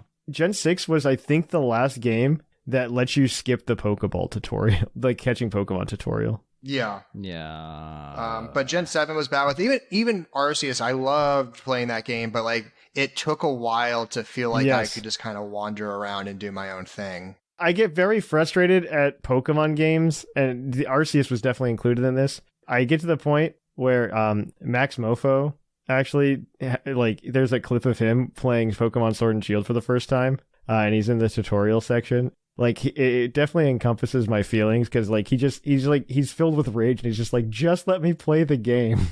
Yeah. Please just let me play the game. I'm remembering playing Coliseum for the first time, and you just kind of like burst out of that lab in the beginning of the game, and then you get into a battle with your Umbreon and Espeon, and you're just like in the middle of it, and the game's happening. There's no like long explanation of how to do things. Good game design doesn't require a tutorial. This is like not even Pokemon at this point, but like Miyamoto is very good at this, because literally level 1 of Super Mario Brothers, you have like the blocks that you have to jump over, right? And the first one that happens in level 1-1, World 1, level 1, is that happens. There's nothing, there's just like ground in between. And then the next one, there's a pit in between. And it's teaching you, hey, you need to learn to jump between these. And it gives you like a practice shot, and it does it. And it does it through the gameplay. It doesn't do it through like, hey, here, read this text while I tell you how to press the button to jump over this pit, you know? It's one of those things that I think Pokemon needs to rely on more, or at least give us the option to just be like, no, I don't need this. Thank you, though. I did kind of like, and maybe I just messed up, but I did kind of like in Arceus how a lot of the quote-unquote tutorial later on, after you got to the beginning of like how to throw things, was text box pops up, you read it, and you're done, and you keep going. No, that's what we need. I like that. I agree with that. It's the old school like trainer tips, right? Yeah. Where you'd walk into the town and it's just like, trainer tip, did you know you could use healing items during battle? And that's that's legitimately like the kind of stuff I wish we could have, instead of being like, oh, you can heal your Pokemon in battle, Thatch. You can, while you're in the middle of a battle with somebody else. Yeah. Bet you weren't expecting that. Yeah. What? You knew super effective moves. What?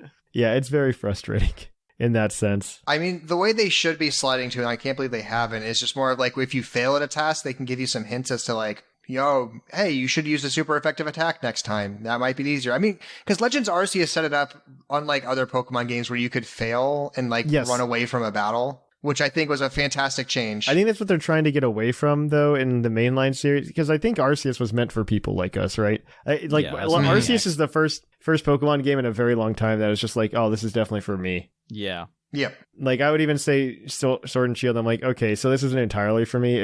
I think the problem is the Pokemon, I don't want to say mainline, because Arceus is technically mainline. Oh my god.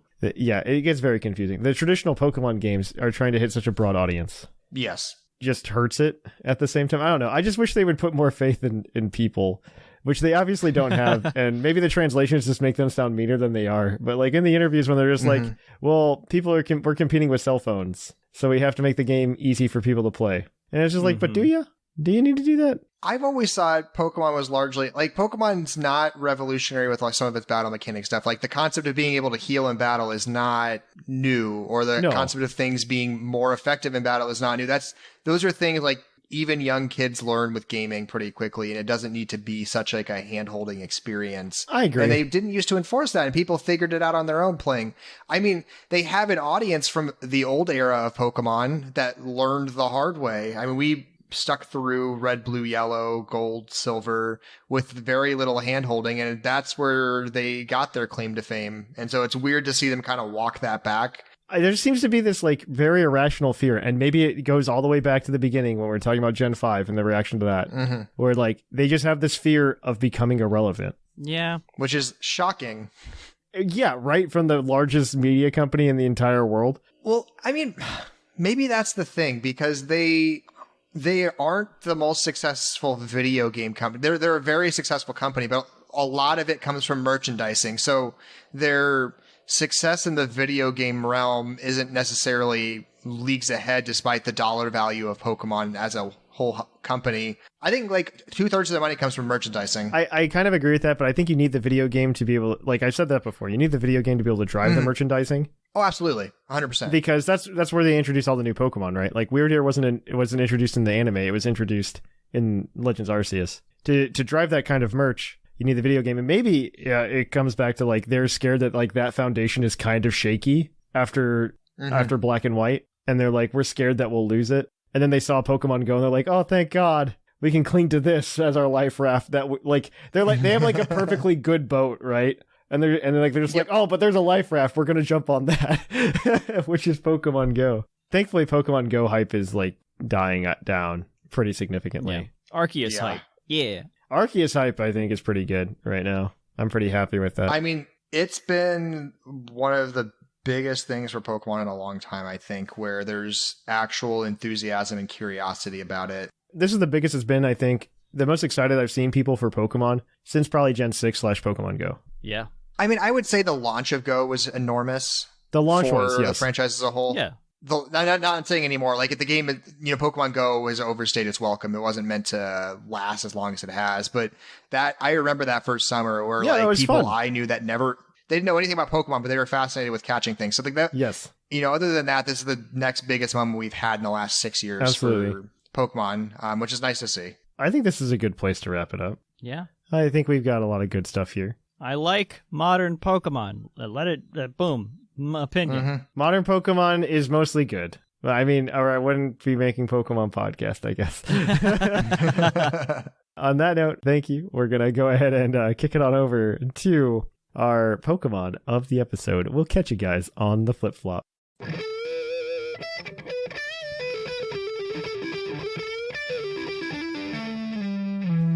The episode. And welcome to the Pokemon of the episode. The Pokemon of the episode this week is National Dex number 479, Rotom, the Plasma Pokemon. Its Legend Arceus entry for the form we're about to talk about states, a form in which Rotom lurks within a strange cauldron. The cauldron's origin is unknown, a bothersome Pokemon causing trouble with the flames it spits. I love the Legends Arceus things for his forms. Yeah, that's a great one. I love them. They're just great. Because it's just like, I have no idea what he's in right now. I don't know what this is. Why has this got so many pieces? Why is this happening? I don't understand. What even is it? It's great. I really like it. So that is Rotom. We're talking about Rotom today as a member of a VGC team. So, I mean, he's obviously not the star, but we wanted to talk about a fun Pokemon. But he is. I mean, he's Rotom Heat has been a pretty big staple in VGC. Like, it's always been, like, Rotom Wash is obviously the most popular, but then Rotom Heat's always second. Mm-hmm. Rotom Heat's always second, and then Rotom Mow occasionally shows up. And then Rotom Frost, who is my favorite, design-wise, does not get to exist ever. And then Rotom Fan is redundant. If they gave him Freeze Dry, he'd be relevant. If they gave him Freeze Dry, that would be good. He would probably be relevant. That is true. You can't freeze dry things in a freezer. Yeah. It's Rotom. Mm-hmm. He's on my chart. Rotom actually, for when he's like in his forms and not base Rotom, is actually pretty good. His base form, for some reason, they're just like, yeah, base Rotom sucks. And they're going to be like, but when he's in a machine, he gets an extra 80 base stats. Yeah.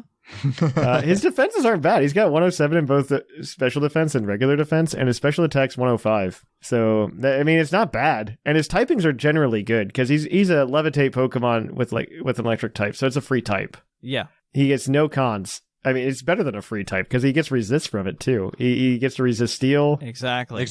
Flying, resist. Yeah, he's just everywhere. He loves his life. Rotom's the best. He's just like, this is the best life. Only weak to rock and water. I name all of my devices device names after Rotom. So, like, the computer I'm recording on right now is Rotom Desktop. Rotom's...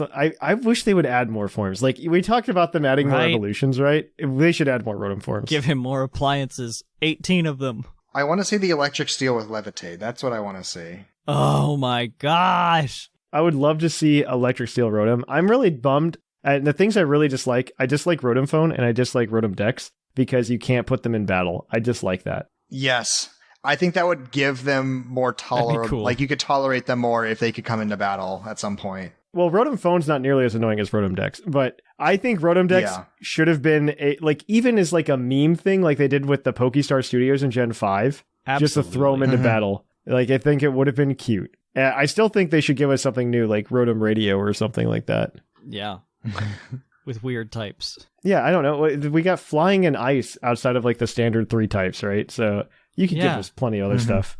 Give me a Jackhammer. That's a ground type. Steel is definitely possible. I think you could totally do like Psychic as well. Yeah. I mean, it's definitely doable. They just don't want to. Cowards. Yeah. Cowards. All right, but we've got this team today. That's what you're all here for, I'm sure. Not us to talk about Rotom. I don't believe that, actually. I think they want us to talk about Rotom, but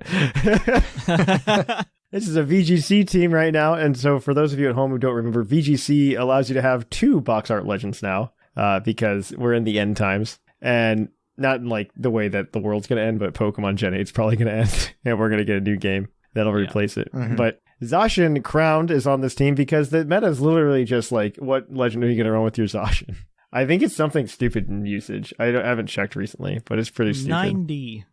No, it probably is. As it should be. For a minute before in Gen 7, Incineroar is at like 90%. Uh-huh. Oh, yeah. Oh, wow. He's only at 60%. I don't believe that. That feels like people either not wanting to play Zacian. Yeah, I don't believe it. I believe people are just breaking the ladder. Those are all the shield players who don't have one. All right, so this is Zacian. It's holding a Rusted Sword because it can't hold anything else and be good. It's got Intrepid Sword because it can't have another ability. 100 HP, 156 attack, 252 speed. It's got a Jolly Nature. It's got Behemoth Blade, Sacred Sword, Play Rough, and Protect. Wow, good for you. Pretty straightforward. That's really straightforward. Like, the only thing you could do there is maybe run Wild Charge instead of Sacred Sword, but Sacred Sword's better. To pair with it, this is a more interesting case because it's usually Kyogre. We have a Kyurem White, which is a good Pokemon in its own right, actually. Kyurem White used to be a monster in this meta before Zacian existed, and Kyurem White can KO a Zacian, I believe, before the Play Rough KOs it. I don't remember. Interesting. So with Life Orb, it's got Turbo Blaze as its ability because it can't have anything else. It's got 252 special attack, 252 speed. They didn't put 4 anywhere else. They just forgot, I guess. Timid Nature because you gonna go fast. And we got Draco Meteor Freeze Dry so you can hit water type super effectively, which is actually pretty decent. You could hit what are those things called? Kyogres super effectively. Yep. Earth Power so you can hit those Zacians. And Protect. Got a Scout. Yeah, you got to. I mean, Kyurem's good. It's just a good Pokemon. It is just a good Kyurem White specifically. Kyurem Black was like a beast in OU, but that was because Kyurem White was banned. Yeah. You go from here, Seth, because I just listed off standard Pokemon and doing standard things. I assume yours aren't much better. Yeah, they're okay. You might be like, well, that Kyurem White will be outsped by the Zacian, right? And we've got the answer for you. We've got Whimsicott holding a Focus Sash with the ability Prankster. EVs are 4 HP, 252 special attack, and 252 speed. Pretty simple. Timid Nature, and the moveset of Tailwind. That's how you do it. Moonblast, Helping Hand, and Protect. So you set up Tailwind, goes super duper fast, and if it's still alive at the end of that, Prankster Helping Hand to crank up the power of whatever you're next to after its speed is doubled. Huzzah. I love Helping Hand into the Dynamax Mon. I love that. Right? It feels good all the time. But keep going. The star of the episode. Completing 2/3 of our Fire, Water, Grass core that we don't actually have on this team, we've got Rotom Heat, holding a Citrus Berry with the ability, of course, Levitate, which it doesn't have in Legends Arceus. I found that out and was reminded the hard way a couple times. Ooh. Earthquake, it's immune. Aw. Yeah, Levitate doesn't exist in that game, which is both good and bad. Yeah, I'll definitely resist the Earthquake from that Mammoth. Oh, no. Oh, no. The whatever it is. EVs are 160 HP, 252 special attack, and 96 speed with a Timid Nature, and of course 0 attack IVs. Moveset of Overheat, Thunderbolt, Will-O-Wisp, and Protect. Pretty standard Rotom, I imagine. It is. Yeah. So. Oh, talk about the most complicated Pokemon we got here. Yeah. The most difficult. So I need you guys to focus up for this one because it's very complex how we use this Pokemon in competitive play. We've got Ditto with a Choice Scarf running the ability Imposter with max HP and max speed with the move Transform. That's all you need to say. I'm going to need you to hit me with that again. So, yeah, it's a Ditto. It's so you can turn into your Zacian.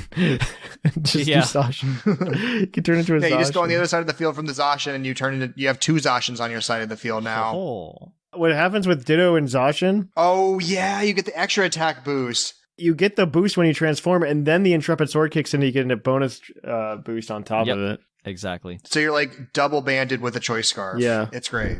So Ditto is a great answer when everyone's running Zacian, because then you can also run Zacian while still having Zacian. I heard you like Zacian in your Zacian, so I brought you a Zacian. So that's what Ditto's here to do. Very unsurprising. All that matters is the 252 HP anyway, because everything else gets copied. And then rounding out the team is a Grimmsnarl, holding the Light Clay, running Prankster, max HP, and then 128 defense, 128 special defense, and a Careful Nature. Double screen, so we got Reflect and Light Screen. Spirit Break as a nice way to bring down some special attack stats. And then Sucker Punch for a little bit of priority to work with. And that is pretty standard Grimmsnarl. Nothing too wild there. This team is incredibly standard. Yes. It's an easy drive for those of you at home. So if you want to try this team out, this is a great team to just take for a spin. I think the only thing that if you were actually to like fiddle with the team that you might need to change is maybe the Kyurem White out for something else, and maybe you swap out the Ditto if you don't feel comfortable with the Ditto. You can put something else in that slot as well. But this is a pretty easy team. And if you're a patron, you get the shiny version of the team, but not right away because Thatch is going to go on a work trip and can't run the bot until he gets home on Wednesday. Don't expect it until Wednesday night. Don't expect it until then. But yeah, this was a fun team. We're going to go ahead and kick it on over to the mailbag. So let's do just that. It's mail time! It's time for the mailbag! Send in your emails! And welcome to the mailbag. The mailbag, as always, is brought to you by the fictional energy drink Green Tauros, the energy drink that gives you hooves. Fictional hooves. Hooves. And as always, we give the Green Tauros badge out to anybody who does a good job. I forgot to introduce the segment. This is the mailbag. We read your emails here. You get a Green Tauros badge if you make us talk. That's the game. Very short, quick synopses of what happens. Last week we asked you a question about what kind of changes or what features you would like to see taken from Legends and put into future Pokemon games. So we got a good chunk of emails, and we're going to go ahead and read a couple of those. So this first one is going to be from Olive. Yep, and I'm going to go ahead and read it. So, all right, from Olive. How's it hanging, Puckle Gang? Olive here. I've been listening for a while, but this is my first time sending anything in. I also just joined the Discord recently and have been enjoying lurking. They talked to me about a Power Rangers board game the other day, and I enjoyed it thoroughly. Pandering. Yes, all you need to do is be like, Thatch, do you want to play Power Rangers Heroes of the Grid on Tabletop Simulator? And we're best friends. You want to be on the show? Pandering. You want to be on the show? This sounds like a great audition. For what I think about Pokemon should do next, I think Legends should become an ongoing series. Possibly replacing remakes unless there's a good reason to remaster an old game. Hard agree. I'd love to see I agree as well. I'd love to see a schedule where we get a Legends game once a generation and be able to have a catch focus game next to the main series battle focus game. I think Pokemon has been doing great with their side games recently. Pokemon Snap and Unite have been really fun. While I never finished Let's Go, I like that TPCI was willing to try new things. If I'm being honest, I don't think a Pokemon Showdown style game sounds super appealing. One of the things I like about each generation has been the gimmicks of that generation. And I think limited dex metas are really interesting. Okay, wait, pause. I want to pause there because limited dex metas have existed on Showdown, and they do exist all the time. For example, current OU. Yeah. Well, it also bugged me on that bugged me when Dexit dropped. Everybody's like, well, now we'll have metas without all the Pokemon in them. I'm like, we had those. They were called pre-bank metas, and none of you like them. And none of you played them with me. Because I played them all the time. And I really enjoyed them. I mean, I do enjoy the metas like OU, like we have an OU now, where you have a limited dex to deal with. But there are, yeah, I don't know. That's my only comment. But those do exist, and I think we should just have it. We should just have Showdown in Pokemon Home and call it a day. Would be great. That's what I've been saying for a while, but well, I don't think it's coming anytime soon. I know, it's sad. Where are we? Not to say that I don't think a Showdown style game would be bad, but I think it mostly appeals to super hardcore competitive players who want as little variance as possible. That's just not me. I like Dynamaxing. I liked Z moves. I play Smash with all items on. This email has probably been a bit long by now, but thanks for reading. Yours truly, Olive. P.S. New Pokemon Pinball win. Yes. I played Smash with items on. It sounds awful. I've done it. It's awful. Smash with items on is fine. Who are you people? Who are you monsters? Some items. Yeah, limited items. I turn off specific items. Which items do you turn off? I only did it in Brawl because that's the one that my family played the most, like me and my siblings. We turned off the fan and the laser gun. Oh, okay. Because you could endlessly loop people. Yes. With those two. That's fair. I will allow that. I think playing Smash Brothers without items on is just like it's making the game not what it was intended to be. It's boring. I like chaos. I don't want to play a serious fighting game. That's why I'm playing Smash Brothers. Piranha Plant is a character, okay? Yeah. Piranha Plant is a character. All right. The next one is going to come from Tia. I believe, Seth, you have this one. Yep, I got it. Hey Thatch, P. Mcgee, and Seth, it's me, Tia, and while I still don't have Legends Arceus, being on the internet means I'm an expert on everything. So here's what I think TPCI should do next. While I don't doubt that Gen 9 is being worked on, I would love for all remakes to be delegated to ILCA because it allows the main company to create better products. Main series Pokemon games will always have strong sales as evidenced by past history. Even the worst games have had very strong initial performances. Speaking of Gen 9... I know, right? Speaking of Gen 9, Raichu's Pokedex entry means Indian elephants. Mentions Indian elephants and now mentions Kaparaja. Is there any chance Gen 9 is based in India? I saw that argument on Twitter, actually, and it is very interesting. Yeah, kind of, but also, like, they mention Kaparaja, but they're just like the Kaparaja of my homeland, and it's just like Galar is my homeland, and it's just like... yeah, I thought that too, but when you look at Kaparaja's Pokedex entry, it says it's imported. Oh, that's true. Oh, interesting. What's his face? Professor Laventon. I don't know that means that that Gen 9 will be India. I just think it recognizes that India exists now. Yeah. I want a town named after that Russian town that's in Silphco. That's mentioned in Silphco. I want a town in a region that's named after it, just so that we have it. Yeah. But I think it'd be interesting. I saw that argument going around on Twitter, and when I actually kind of read into it, it's like, oh, shoot, yeah, that's actually valid. That's actually mentioning India specifically, really. You could also make the argument that the next generation could be based on China just because the Hisuian Growlithe and Hisuian Arcanine. Uh-huh, yep. And in their Pokedex entries, they were just, not in the Pokedex entries from Legends, but their original ones, they were talking about how fast they were in China and stuff, so... Yeah. And Raichu's is, in the originals, like old ones, it says it can knock out an Indian elephant. But now it says it can knock out a Kaparaja, so... I wouldn't be surprised if any place was the next region. Yeah. You know what I mean? Like, everybody in the world wants it to be India, and I think it's because of Kaparaja and Qfint. Exactly. I don't know if that's what's going to happen next. I don't know. We should be stalking Junichi Masuda and find out. Where's he flying to next? Yeah, exactly. Where are you flying to?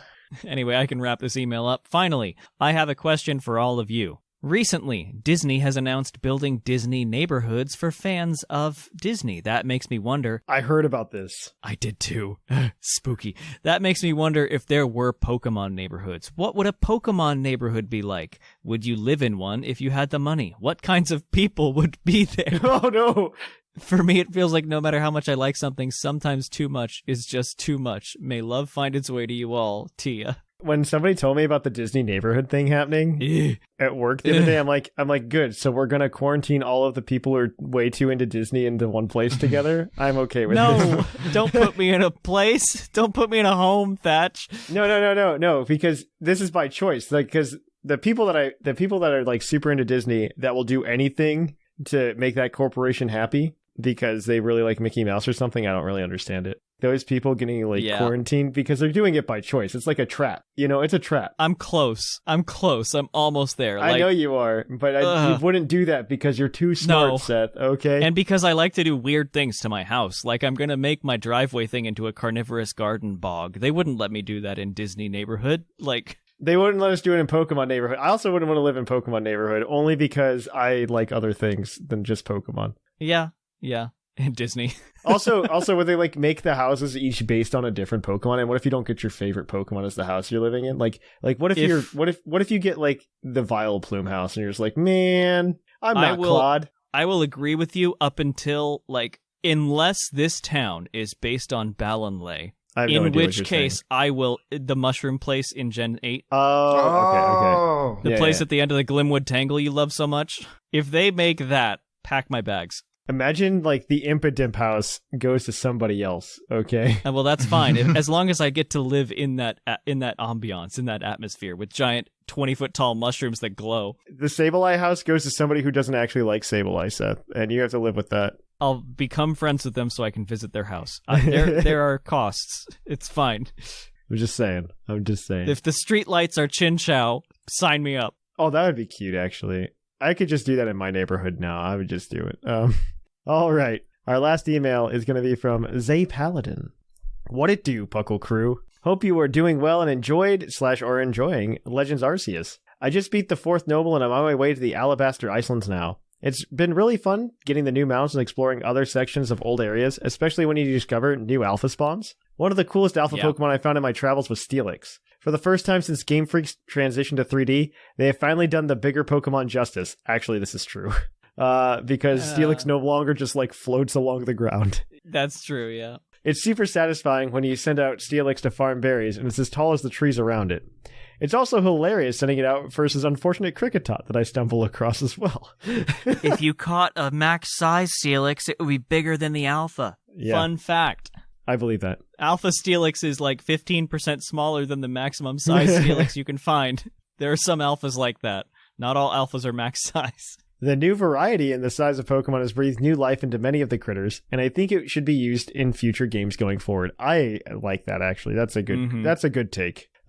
While it's not exactly a next-generation leap, it does provide a great deal of personality to Pokemon that previously didn't exist. I think just having the Pokemon out and the ability to just like toss them out and like interact with them, like maybe not Pokemon following you, because I think Pokemon following you gets really dumb as seen in the DLC for Sword and Shield, where like they fall behind you like crazy. Yeah. I think this is a good middle ground where you can just like send them out whenever and like be like, let me pet you, buddy. Exactly. I think that's better than Pokemon Camp as well. Mr. Mime's idle animation. Yes. Where he cracks open a can and sits on nothing. When it's not used in agonizing missions, when it's not used in agonizing missions to find the elusive Big Boizel. It really makes each one you catch unique and creates a sense of personality that previously might not have been possible. It's great to have variety that isn't solely tied to shinies. That's true, too. Mm-hmm. On the other hand, there could be a whole new level to shiny hunting for larger or smaller Pokemon, depending on your preferences. One path that could be explored in future games with different sizes would be correlating these sizes to natures. No. We just took it too far, Zay Paladin. No, don't give me free information when I'm battling people so I can determine what nature something is. Yeah, right. Okay, they already do that thing where like they put the thing on the screen to like measure HP, like some of the kids that are battling now. Could you imagine if they're just like, okay, I see what Pokemon he has, and they have like the templates that they put on screen to like measure the Pokemon? Could you imagine that? Yeah. Additionally, larger Pokemon for instance, smaller Pokemon could have a jolly/timid nature since it's lighter and more nimble. Additionally, larger Pokemon could have more defensive natures due to their larger bulk. At the very least, increasing odds for certain natures related to size could be a very cool way to implement this into competitive battling. Odds, I'm okay with. I feel like that's just like another line of code to write. Yeah. But odds I'm okay with, not locked. Odds I'm okay with. I think everything should be possible. How do you describe Santa Claus? Jolly. Is he small? No. God. I think that'll do it for me this week. Thanks for having such a great community and show, God, Seth. All right. Do we think any of these guys should get the Green Taurus badge today? Who do we want? Olive, Tia, or Zay Paladin? I kind of want to just do Olive because they gave us the topic this week. That's true. Honorary Green Tauros. You can have the green Taurus and maybe the red Rotom badge if I ever remember. The red Rotom. Red Rotom. Yum. Yum. Yum. All right. All of it is. Yay. You get the green Taurus badge. On that note, if you guys want to send us an email in next week to pucklepodcast@gmail.com, let us know what new form Rotom should get and what type it would be, as well as anything you think. Do you like modern Pokemon? Do you think there's things they should bring back from before Gen 6? Let us know. PucklePodcast@gmail.com. If you want to keep up with us throughout the week, best way to do it is come to our Discord at pucklediscord.com. You can, of course, also follow us on social media at Twitter, Facebook, and Instagram. You can go ahead and also you follow us at YouTube, youtube.com/PucklePodcast. There should be a video of me and P. Mcgee playing Soul Silver this week, finally. I got behind on editing. I've triple booked myself too many days. That should be coming back. Don't worry about it. It's already edited. I just didn't make a thumbnail yet, so it should be ready to go. So that'll be there. You check that out, youtube.com/PucklePodcast. You can also follow us on Twitch at twitch.tv/ThePucklePodcast, where I try to stream on Tuesdays. Won't this week because I'll be in Florida. I will probably do it later in the week because I will have free days off and nothing else to do. So we'll go ahead and do that. And then we're going to go ahead and also remember, if you want to support the show, you can go over to patreon.com/PucklePodcast and you can get a bunch of goodies like shiny Pokemon and access to come up with topics like this. So definitely go ahead and sign up on Patreon. If you don't have the money, don't worry about it. I think you support the show just by listening to us and hanging out. But on that note, I have been Trainer Thatch. I've been Seth Vilo. And I have been P. Mcgee. And here in the Lavender Town Radio Tower, it's closing time.